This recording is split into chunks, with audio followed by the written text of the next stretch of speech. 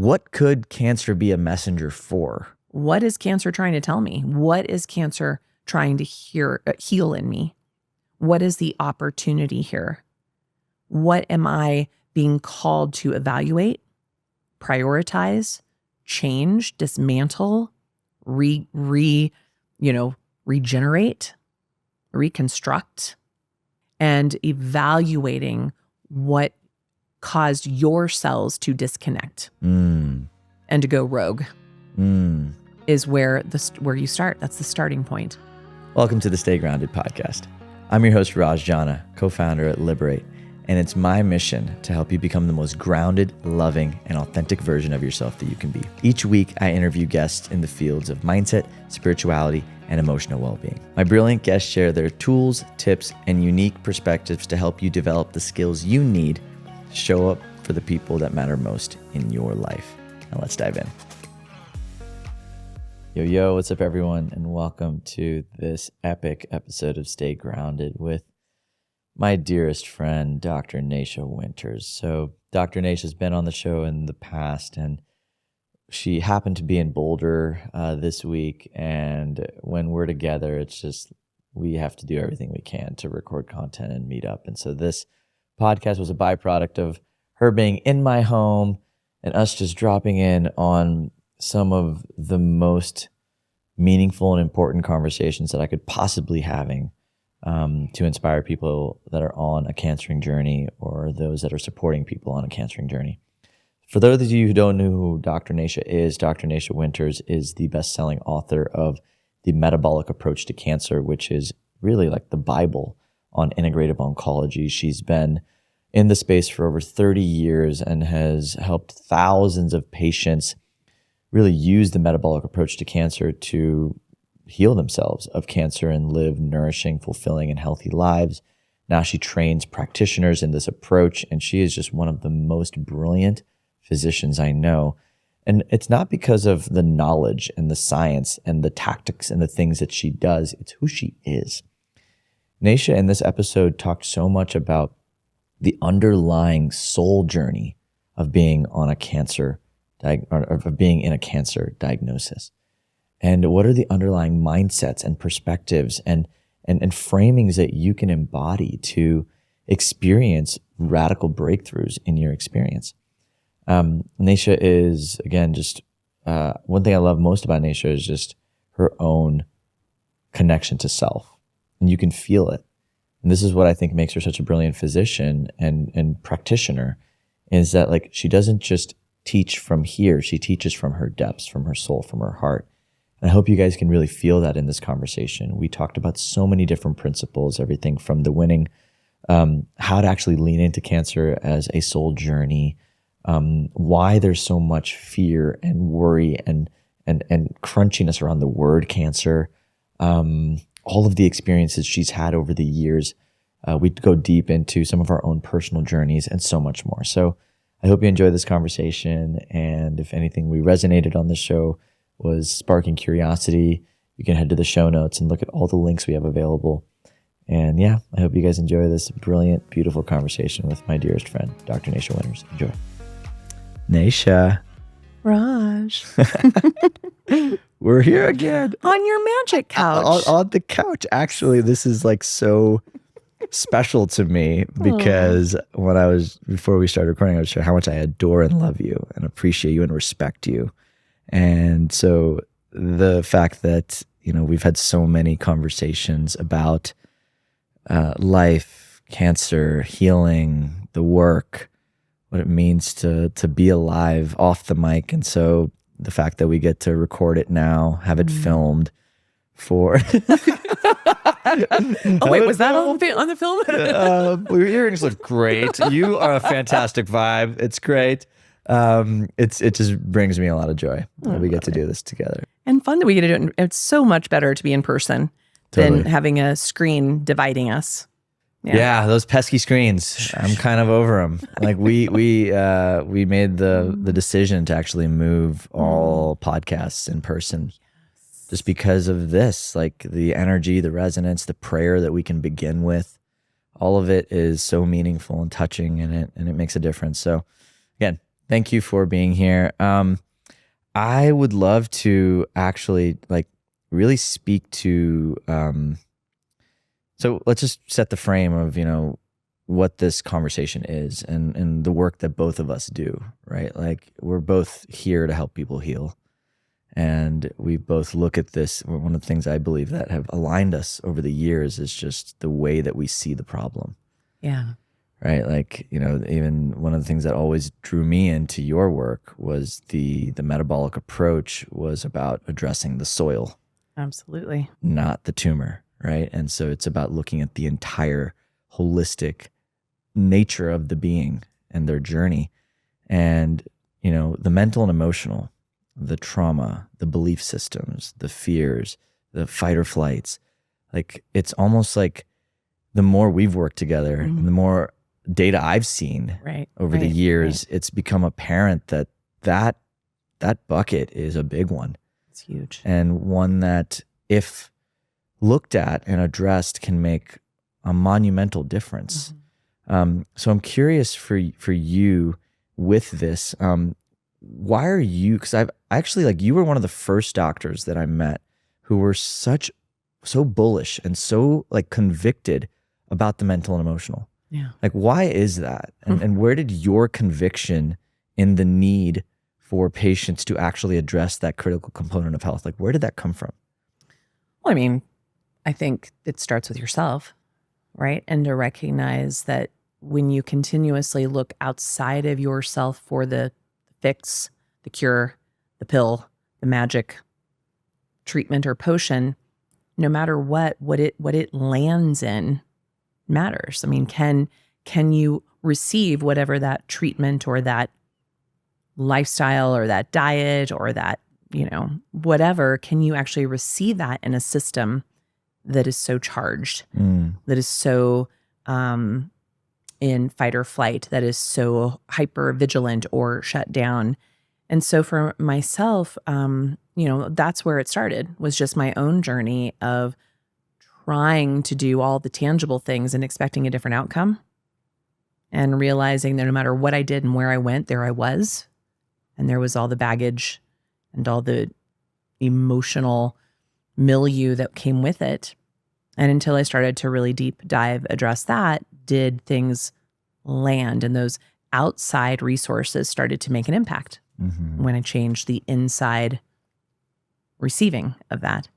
And so fast forward into all my years of clinical practice, the tendency for patients, all human beings, I think, is to look at the tangible, the low-hanging fruit, the easy access to things that are, oh, just give me that pill, give me that potion, give me that surgery, give me that particular treatment, give me that, special, plant medicine, give me that special diet, and think that that's what's going to fix you, heal you, change you, save you. And yet, time and again, those things fail you. If you haven't done the inside work, if you haven't made room for those things to land. When you say the inside work, I'm curious, what do you define it as? Because I have a sense, but I actually would love to, I don't think I've ever asked you this question. So I'm curious to know. Just inquiring minds. I think when I think about that, I think about, you alluded to what I would probably call ecosystems. These ecosystems within, and our relational ecosystems around us. So not only do we have this sort of ecosystem of our health and well-being of our individual self, we also have that of the world around us. But even within ourselves, we have these little, like, kind of universes, right? And so we have our emotional ecosystem that interfaces with our physical, that interfaces with our spiritual, all the things. And so for me, when I think about what that internal work is, it's getting still, it's getting curious, it's taking a very real look at yourself. It's trying to come from a place of non-judgment and compassion, because our tendency is to immediately default to the negative. Lots of research shows that you could have 1,000 positive inputs of praise or kudos, and yet one criticism can dismantle the entire good that's been created. I mean, those are the types of things I'm talking about, is understanding for lack of a better statement, because he says it so well, what Bruce Lipton calls the biology of our belief very much impacts the way we receive our own perception, our own awareness. And so you have to really start to get clear of who you are. What are your beliefs? What perceptions literally paint all of your experiences, all of your experiences. And it's incredible how many people I've met in my career who the outside world would look in at them and think everything is perfect. They've got the right job. They've got a great body. They look like the picture of health and vitality. They have the perfect relationship or marriage, or the perfect children, or whatever we define in our culture as, what's the most, highest regard. And yet these folks are suffering, suffering so much. And no one shows that part. We don't see that on social media. We're all in utter shock and despair when we see another famous person or another person in your own community that has taken their own life. I mean, I just think my community, a powerhouse in the integrative medicine world, who was one of my teachers, who I've been on podcasts with, took her life recently. Wow. And we all look to her and her life and her knowledge and her love that she shared with all of us, and her brilliance and light in the world was snuffed out because somehow she couldn't connect with or express that which was deeply traumatizing her. Yeah, and that's an example of how holding all of that within can lead to sickness and death. Absolutely. In so many ways, right? Absolutely. Because ultimately, like these internal landscapes are complex. And that's one thing that I've really been learning over the years, especially as we've worked together, just seeing how complex the body is and how stress impacts the immune system and how our beliefs impact the way that we might work with a practitioner, or our beliefs about self and our worthiness, and then how we might take action on a health plan or not. Or the things we might say or don't say. I mean, everything comes back to that inside work, the inner work. And it's something that, so like when you're working with a patient, like how do you bring that work in? I think as a practitioner, I think our intuition is we underrate or utilize or underappreciate our intuition. And so the only way you can actually access that is if you're still enough and observant enough and present enough to tap in for yourself or in connecting with another. And our medical systems today don't allow for much space for that, typically. But if you are someone who's working with someone who's suffering in whatever way that is, whatever disease manifestation it's taking, that is part of how you start to connect, is just in tapping into that presence, tapping into that intuition, tapping into that even curiosity of saying, I want to know you. I really want to know your story. I tell doctors all the time that I train that, I mean, my gosh, we have so many tools in our toolbox. We have an entire 2 major modules that are over 20 hours of education specific to, things like high-dose vitamin C, metronomic chemotherapy, radiation support, all these tools in the toolbox. And I always tell the doctors, the tools do not matter. They do not matter.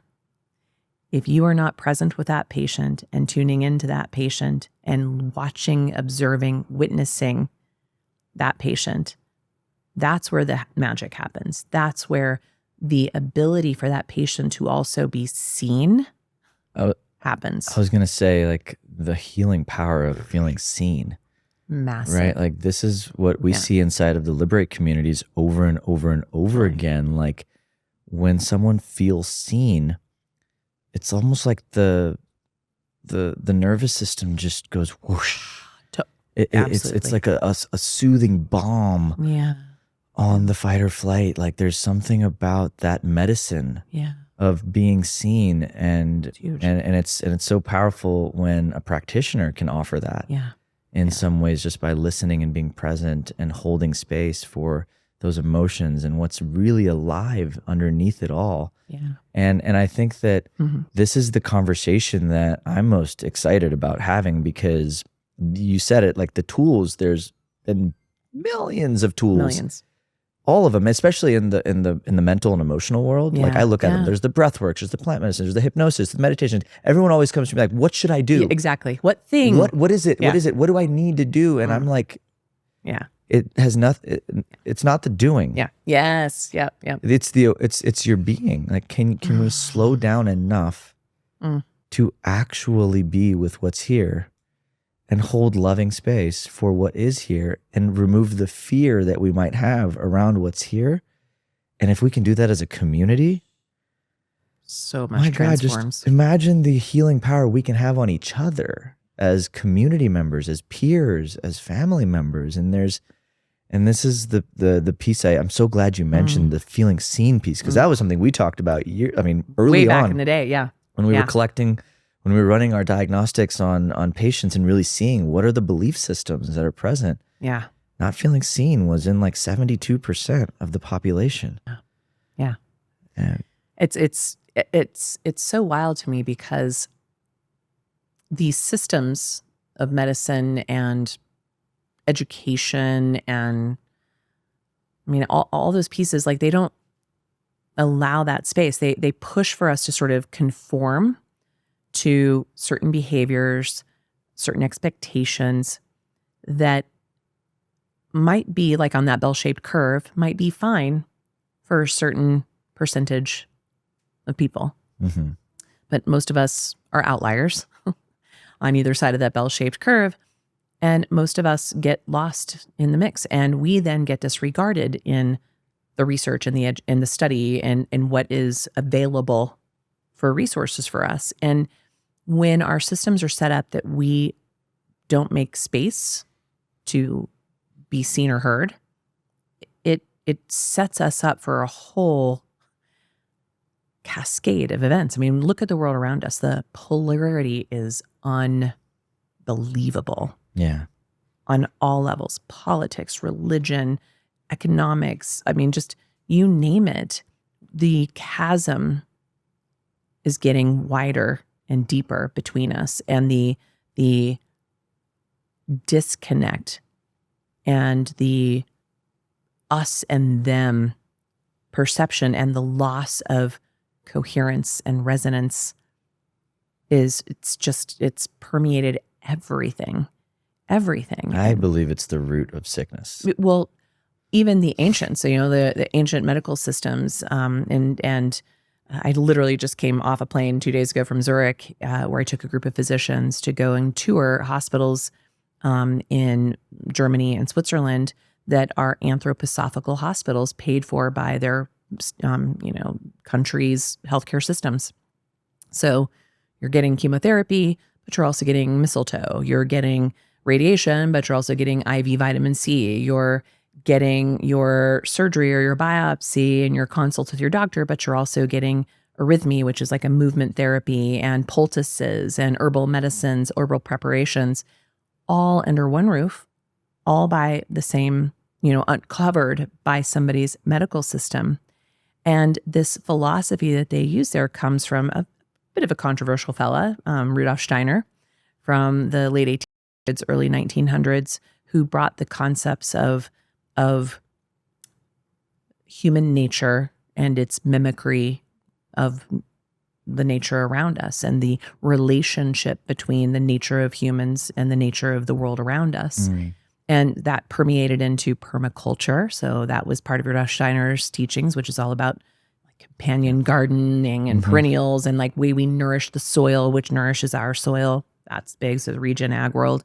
It brought in Waldorf education. So very much about allowing your learning skills to emerge versus being forced or crammed, and like allowing the child to emerge into their humanness versus putting them into an algorithm and, putting them onto an assembly line. Medicine, anthroposophical medicine, which is so much about this threefold and fourfold being that is, bringing in mind, body, spirit, and not disconnecting them. But the point of me telling you this is that medical philosophy, educational philosophy, agricultural philosophy, it even spilled into building, like living, building, building biology, and even into economics. It spilled into this arena, is so much about our lack of abundance, our lack of health, our lack of spiritual awakening is because of a disconnection. And there are medical models since Ayurvedic times, Chinese medicine, homeopathy, naturopathy, all these vitalistic medicines understood that. And that has been part of the medical healing systems, is about re-establishing connection. Yeah. Cell to cell, cell to tissue, tissue to organ, organ to structure, structure to the entire being, the entire ecosystem of the human, the relationship between another human and the world around us. We have disconnected basically from every part. Every part. And that's what's driving that fear, that shutdown, that being voiceless, that being unseen. In so many ways, this is why, even when I think about the cancer journey, it is a spiritual journey. Massive. Right? Because you've pushed your body to the point, or you've disconnected to the point where you were not paying attention to something for long enough. Yeah. Whatever it was, and now there's something here, and it brings you back into presence. Like nothing else. Like it's like presence. Yep. And now in that presence, it forces the awakening. Totally. Like you can't run from the truth. And that's and so how have you infused, or like, could you speak to the soul journey of the cancer process? And like, if somebody's in that journey, like how can they view this from a lens of curriculum, or from a lens, like what lens is going to be most supportive for like really leaning into this? Yeah. Because there's two options you have. Totally. Well, there's actually kind of three. Well, give me the three. Yeah. I want to hear them. Yeah. Well, that sort of, I kind of look at the one option is, and I think I can say this, but is the whole fuck cancer movement. Fight, battle, do the good fight, kill it, remove it.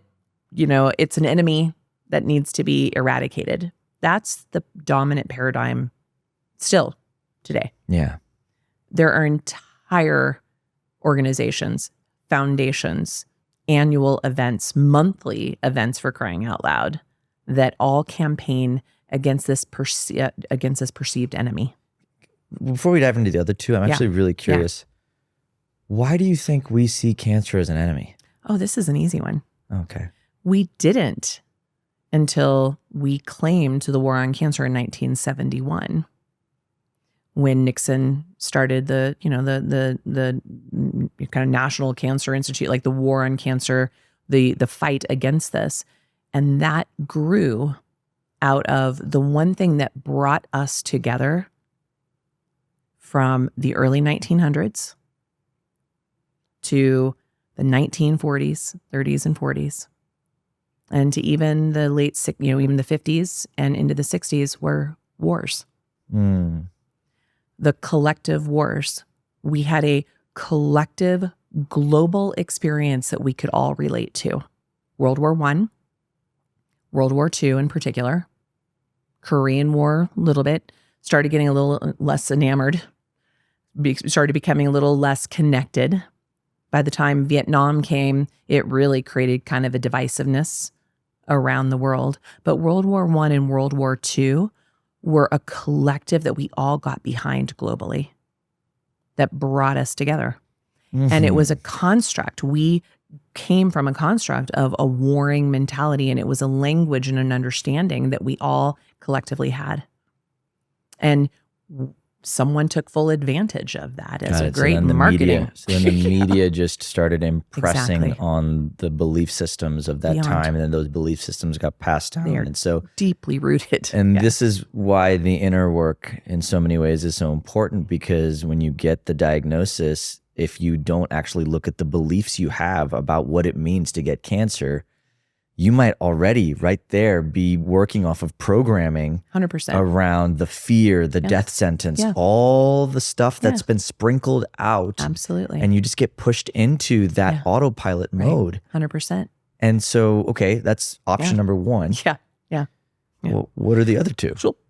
Well, let's go to the middle ground, which is that paralysis, that disembodiment, that either frozen or fleed, like that, like kind of the either one. So that center point can be that I am leaving my body or I am paralyzed in this body. And so almost a complete inaction, complete shutdown. And that's just as dangerous in my mind, because you are just in a limbo of not, like, in some ways the fuck cancer camp would be better, because at least there's some energy, there's some emotion. That activates action. Totally. The opposite just kind of keeps you in a state of depression or whatever that state is of just like inaction. Right. Yeah. Yeah. And then the other side, and again, not to say that any of these are necessarily right or wrong. I just want people to have an understanding of where they come from. Yeah. And then it's also an opportunity to get curious about where you're coming from. Like if you jumped into the one camp, one of these boxes we're describing here or another, helps you understand your own journey, your own process. And that third one is the one of getting curious, to say, oh, wow, wake up call. What is cancer trying to tell me? What is trying to heal in me? What is the opportunity here? What am I being called to evaluate, prioritize, change, dismantle, regenerate, reconstruct? Can you speak to what you just said, which I think is super powerful? What is cancer trying to heal in me? What do you mean by that sentence? Well, let's get scientific for a moment. We understand cancer to be an evolutionary process. And it's a cellular programming process about a survival mechanism. It is a survival mechanism that's just kind of gone off the rails and stopped listening. Cancer cells are us. We all have them all the time, every one of us. Yet not all of us are cancering. That verb very specifically. Cancer is more of a noun or a verb, in my opinion, and the way we think about it. And so it's like, well, is it a thing or is it actually an action? Is it in motion? And so when it's in motion, that's when it's trying to tell us something, right? And in that is where even the cell biologists, the molecular, biologists will tell, and then the biochemists will tell you that it is a system, like a mechanism that has separated itself from the herd, separated itself from the normal physiology, from the normal biochemistry, the normal metabolism, the normal state of being, right? It's gone off script. One of my colleagues, Tina Kazor, she calls cancer sociopaths, cancer cell sociopaths, and that they don't have regard. They have no guilt. They have no remorse, and they will consume until they even take out their host. There's no thought about the future. So it's like cancer is one of those like disenfranchised cells that goes off the radar, goes way out of range, that has forgotten who it is. And so in that phrasing and framing, when you think about the curiosity and what is this trying to heal within me, Because that concept to me, it's healing can mean a lot of things. Right. Like healing can mean, okay, like, am I making choices right now? Am I putting things in my body right now? Am I in an environment? Or are there behaviors that I've been using and doing that have led to any level of cancer to grow in my body? Can you give me a range of things that someone might like? Because like I think this is the piece that is so important in my eyes, which is like in the work that we do, right? Like around, behaviors like people pleasing can be. I'm the queen of that, by the way. Well, but it's like used to be. I'm trying to hang that hat up. Well, but these behaviors lead to stress on the system, and then they lead to the growth of cancer cells in the body, and like the same way that other things. So it's like I'm really curious to just paint the picture of like what could cancer be a messenger for? Gosh, as unique as there are fingerprints as there are snowflakes.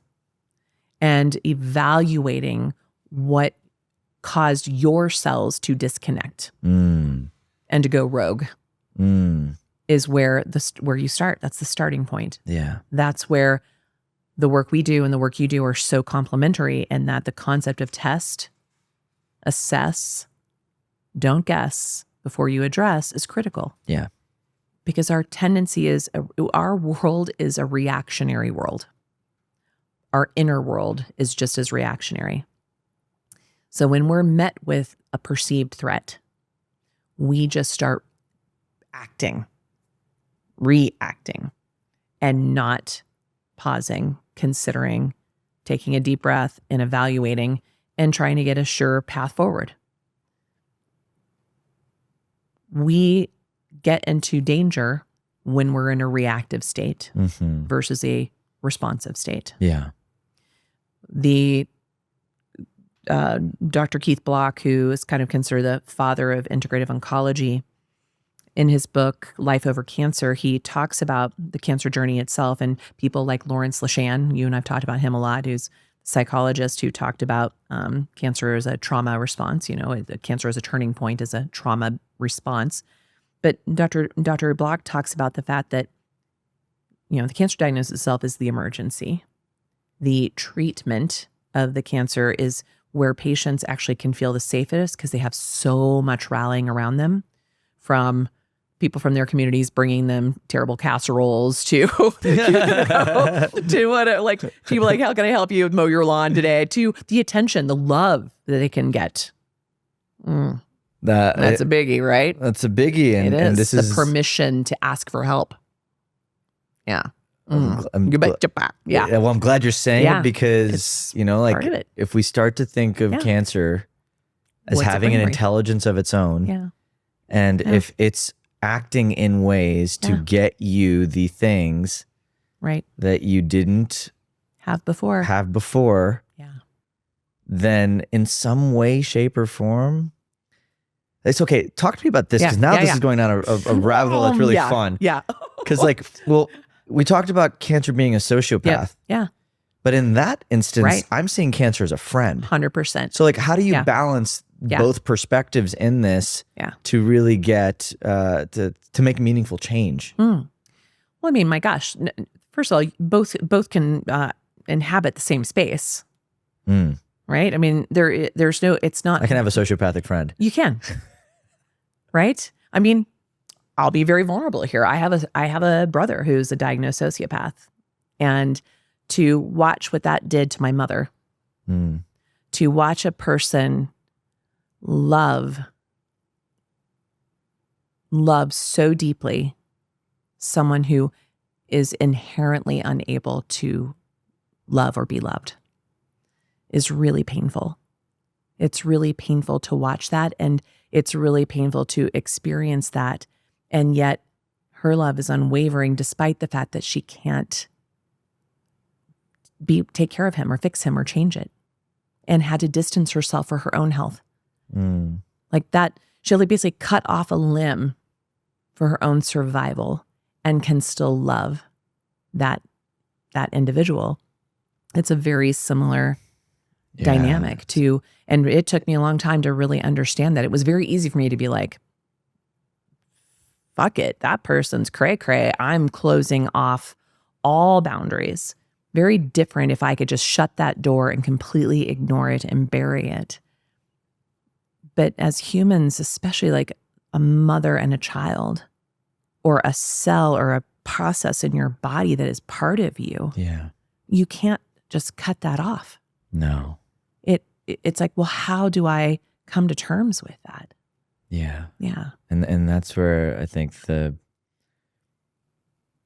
that's the turning point when you see it, at least in our communities, you know, the individuals that go through our programs, like there's a turning point that happens.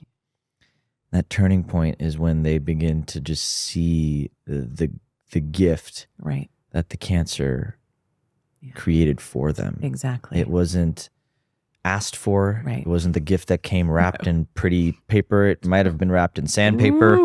Oh gosh. But in many cases, like the cancer was trying to be your friend. Right. And I think that's the piece, the trying. Right. It might have, like you said, come in a really strange package or delivery system, but evolutionarily speaking, it is doing what it does. Like it is expressing at its fullest. Yeah. And it's inviting you to, I guess, in some ways make friends with it or understand it or bring it back into the fold, bring it back into the community. And I'm curious, like, when you've worked with patients over the years, the patients that get there and the patients that don't, like, what's the difference in their experience of the diagnosis? And boy, there's a few patterns, you know, I've talked about this that I see. I mean, I think one of the biggest ones that makes it very difficult to overcome this process is fear. Yeah. Fear negates love. It's just the way it is. It just shuts down. It's like a inverse relationship. When fear is on board, love is out the window. And when love's on board, fear loses its power. And so fear also does a crazy thing in our nervous system, in our very ancient parts of our brain. It puts us in a perceived us and them, an enemy. It sets us up in a polarized environment. Fear is incredibly polarizing. It also very much revs the sympathetic nervous system, which is one of the key drivers of progression and proliferation of the cancer milieu. Yeah. Okay. And it destabilizes and wipes out and suppresses the very built-in tools that we have, namely our immune system, that typically comes to the rescue. Mm-hmm. And so when we're coming from that place of fear, not to say that fear is a bad thing, fear in short doses is what saved us from like saber-toothed tiger, run, get to your shelter and you're good. But we live in this place. Mm-hmm. Mm-hmm. There is no outrunning that saber-toothed tiger in the world we live in today for some constitutions. And so that one's very tricky. I don't see people who, and what's happens also when fear is, that's when we become even more reactionary. And it's not just the patient, it's their caregivers, it's their loved ones, they're well-intended. And it's their own fear of losing that person that drives them to say, but you must do it this way, or you must not do it this way. It's so problematic. And then the clinicians who feel, you know, whether it's their egos of I don't want to fail, or their hearts of I don't want to fail this person, or their own fear of I don't know what else to do, so I'm going to either A, do nothing, B, throw everything at it, or C, just completely shut down myself. The clinicians move to that place as well, like the battlefield versus the compassion versus the paralysis happens in the clinical team as well. They perpetuate each other. Wow. And so as clinicians, we have to check ourselves how we're showing up for that patient. If I'm showing up with a patient who's in a cancering process, who's in fear, and I show up in fear, I'm going to perpetuate that fear. If I show up in paralysis of, I have no idea what to do here, so I'm just going to be a deer in headlights, maybe gaslight them, maybe ignore them, that's a problem. But if I show up in my own presence, in my own trust, in my own belief that something can be done, it changes the energy immediately. Immediately. Yeah, I mean that the energy from the practitioner is and I think that's why it's so empowering to as long as I've known you, like that's what's so empowering about the way you serve in that, because it is that reminder, that persistent, consistent reminder that this is just a moment in your journey. Yeah. That's what this is. It doesn't define you. You might have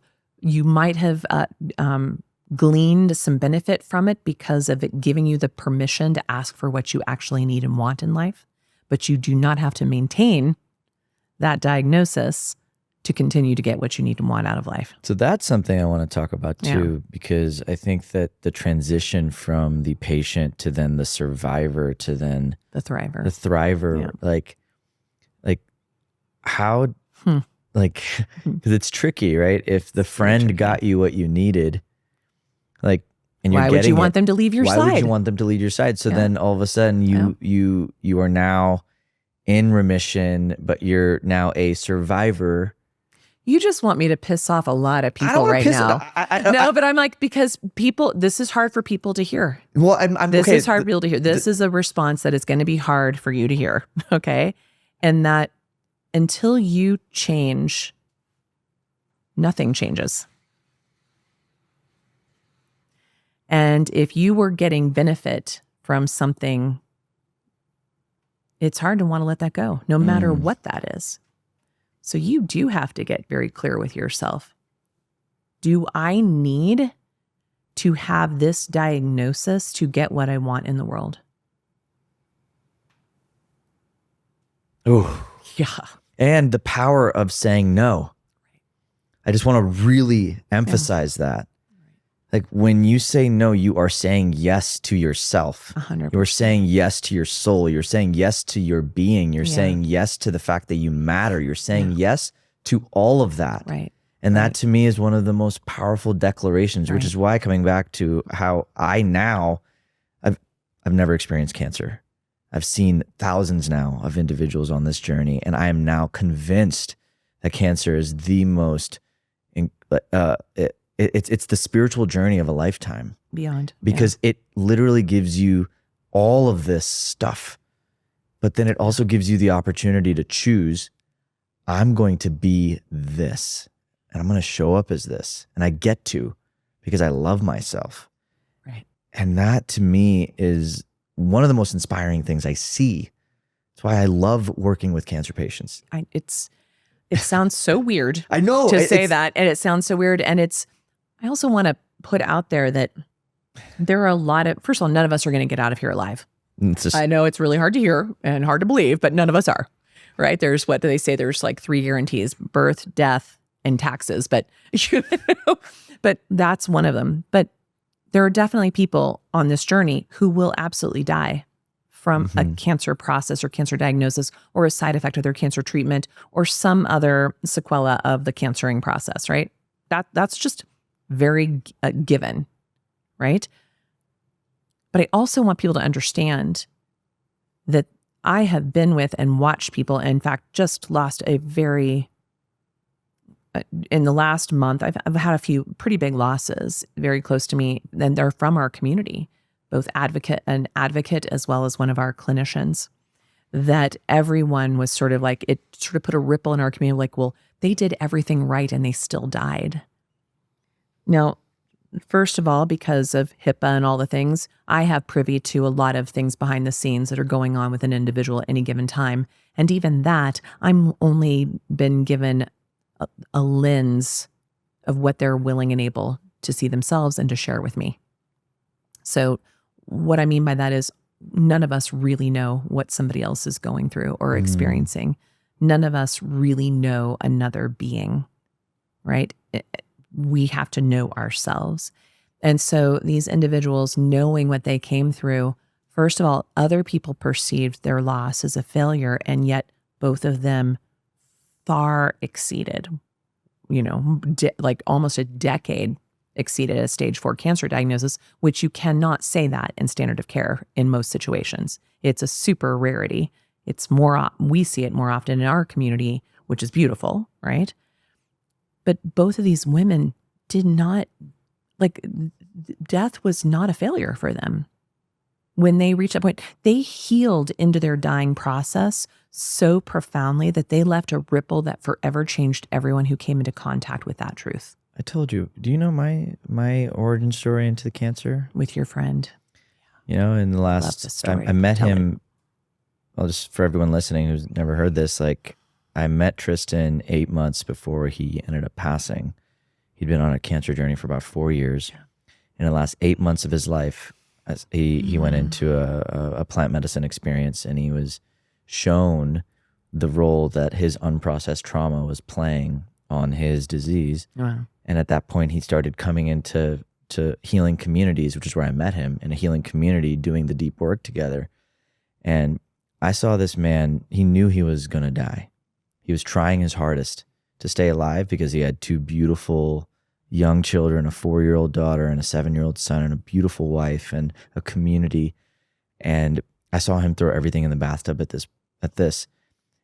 And the impact that left on his children, like him doing this deeper work to love himself, to forgive others, to have compassion for his own shortcomings, to finally actually know what self-love was, to put it in practice for the first time in his life.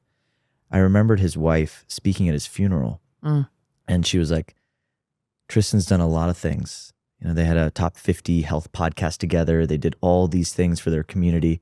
But she's like, his legacy is self-love. And I remembered hearing that, and it sent goosebumps up my spine. Just did mine too. I've heard this many times, and it still gets me. And I see the way that his daughter was remembering Daddy. Yeah. And to me, that is what matters. This is why the way you see this journey, the way you lean into this journey as an opportunity to heal beyond the physical, healing the emotional, healing the resentments, right. Healing the generational trauma, changing the future generations by your walking this path. That is it. It's to the ripple, and Tristan was part of a Mormon community, which has very deep-seated beliefs about what it means to live, right, and how to live. Right. And for him to come in and embody this level of love and to send that ripple in that community and to inspire a whole wave, to this day moves me. And it's to this day why I'm so inspired by cancer families. Right. And why, why bringing this work, the deeper soul, emotional work to those communities has been so, in my eyes, one of the most important things we can do, because I just see it over and over again. I'm so glad you said the ripple piece. A cancer patient that chooses to rise in the face of the disease into a new dimension of love becomes a force of impact beyond anything they can comprehend or calculate. And likely more than they ever could have actually done in their living expression of themselves. Like the ripple is so massive that is a changing of everyone that's come in contact with them forever. I mean, look at you. Tristan's like, you're forever changed, and what Liberate and what you're bringing into the world, what you're birthing into the world from this, and the effect it's had in our community of patients who everyone wants to do the diet and do the supplements and do the off-label drugs and all the sexy, expensive biohacking treatments and all the things. And they all want to run for that mental, emotional drop in the bucket. And it is the critical doorway into an entire new way of being. I mean, it's And what I've noticed over the years is that fear, like once you actually start to see what it really is. what it really is. Yeah. There's a beautiful painting by a guy named Android Jones, and he's a digital artist, and he does a lot of art at Burning Man and all these places. And one of the art pieces he made was a man looking up at a giant dragon with butterfly. It was like a dragon, and it looked really mean and scary. But when you zoom in to the dragon, it was just made of butterflies. Oh, wow. And so the cool. metaphor was that these things that we create to be these massive dragons that we have to slay, when we actually get close enough, they're beautiful. And they're just butterflies. There's nothing to actually be afraid of, because everything you're afraid of is within you. And when we start to borrow courage from our friends, this is why you've been such an inspiration for me, Nasha, with like the courage that you embody on your own journey, in your own cancer journey, in the way that you speak and the way that you move. Like, courage to me is that, like, that extra vitamin. Like if we could just give ourselves a lot more vitamin C, and if we can't get it from ourselves, if we could borrow it from our from our doctors, from our communities, from our advocates, and if we just band together as a community and just gave each other tons of vitamin C, vitamin courage, curiosity, community. I mean, just think about the rising tide that is, and how we can all help each other get healthier and step into our real purpose. Because cancer is something that happens, and then from there, what? We get to choose. Yeah. And it's that moment, cancer is that reminder that life is absolutely fragile and precious and is not promised. And it's like, what is that? Oh my gosh, I can't even think of the poet right now, but that whole thing, I think it's Mary Oliver. What are you going to do with this once and precious life? You know, it's like, that is something that, as a clinician who had a general family practice for many, many years in my community, loved it, but also reached a point where it was frustrating to like have the same conversation with the same people over and over again about their same complaints that they just haven't really taken the initiative to do something about. And that starts to really wear on you as a provider. You're just like, what the fuck? You know, like, oh my God, you know? You said it a moment ago, like, working with cancer is an absolute gift and weird joy, because it is such a massive paradigm shift, such a massive like explosion into potential, and such a distillation of what is important in your life. I mean, like, Nasha, I'll just give you an example. There's one patient in one of our programs. She graduated, I think, like 4 or 5 months ago, and she is now like, she just texted us in the community and just said she just spoke on her first stage. What? And she was terrified when she came in. Like, she was like terrified. In fact, using her voice was her big fear, and it was leading to all the like speaking her truth and the whole thing, and how that was contributing to stress. And I'm sitting here and I'm like, this is what the diagnosis was for. You rose above it. So there's also the healing into dying, which is a beautiful thing, and the ripple that is. But let's just also speak to leaning into this work and pain to purpose, baby. And stepping into purpose and truth, and feeling like you finally have your light, your compass, and you know what you're here to do and how to do it, because your mess becomes your message. Yeah. As cliche as it is, man, is it truth. You know? Yeah. And so there's such an empowering reminder here that this thing that we seemingly name as happening to us is actually here as our friend, for us, giving us a hand up, not a handout. Yeah, right. That's huge. Forcing us to work. Oh yeah. Yeah. So that we can step into the next greatest version of ourselves. And to me, that is a beautiful way to see this whole journey. And you've been like, truly, Nasha, like I've said this to you a million times, and I'll say it again. Like, I've just seen the impact of your being and the way that you express your being through the interactions you have is such a gift.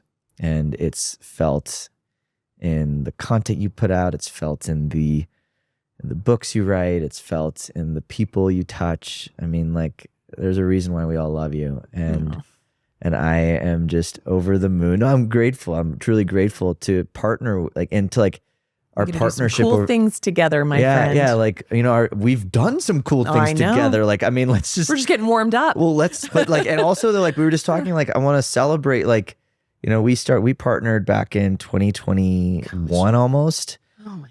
And now I've seen hundreds of patients from your community come through, and now we've tracked labs. Informing the next generation of healthcare and emotional care. And when we're tracking labs now, and we're seeing these like incredible results that are just so possible when we lean in, and none of that would be possible without your faith, without your belief, without your research, without your rigor, without your conviction. And so coming back to what we started this conversation with, I want to, again, thank you for your conviction in the work you're doing, and how you've stood behind it, even though it's been hard, even though people have fought against you, even though there's been so much, it's been an uphill battle. I just want to thank you for being a pioneer and for shining a light on a really beautiful way to view the cancering journey and the cancering process for so many. And I adore you, and I love you. And I want to turn this around a little bit before you stop this, because you're like pushing. We're just like, no, she's okay. Don't let her say anything. Don't let her say. But I want to acknowledge that you have brought a tool to my community and to my path and purpose that allows me to get to the core, to the root, much faster than I ever knew possible. And that this has forever changed the conversation in the cancer space, and I know will do so in other, you know, diagnoses beyond cancer now and in the future. And so I'm really grateful for you also having the insight and the trust, and for you seeing me and the community that I serve in a way that called you in to bring some solutions. And I'm very grateful for that. So I adore you. Oh, a lot of love here. A lot of love here. Oh, well, everyone listening, you know, we'll have all of Nasha's books and podcasts and socials available. If you're on the cancering journey and you want to lean into any of Liberate's tools, Nasha and I and MTIH, we have a collective program called Precision Emotional Healing for Cancer. It's a 90-day program to help you really do this deeper inner work in a community setting. And some of the results we're seeing in our communities are incredible. Tumor markers improving. Data, metrics that are, we're measuring outcomes here. Yeah. It's not just a subjective experience. It's Yeah, an objective experience. And I can proudly say that this is turning out to be some of the most important work of my life. And so if any of this calls to you, please head to liberate.health and check out the links in the bio notes and go check that out. But Nasha, again, thank you for being you. And I love you. Love you. All right, everybody, that's a wrap for this week's episode. I'm your host, Raj. This is your old friend, Nasha, and from us. Till next time. Thanks for joining us today on this epic episode of Stay Grounded with Dr. Nasha Winters. I hope it moved you, inspired you, and really gives you a new way to think about how to move through the cancering journey. If anything we talked about on this episode resonated with you and you want to dive deeper into your own emotional healing journey, you can head to www.liberate.health/cancer to learn more about our 90-day emotional healing program for cancer patients. This is a program that we developed alongside Dr. Nasha Winters and the Metabolic Terrain Institute of Health, which is Dr. Nasha's organization, to really create a resource that helps cancer patients dive deep and really reprogram their nervous systems, come back into wholeness, and access greater levels of emotional resilience. So if you're interested, head to that link. And in any case, thanks for being here. I'll see you next time.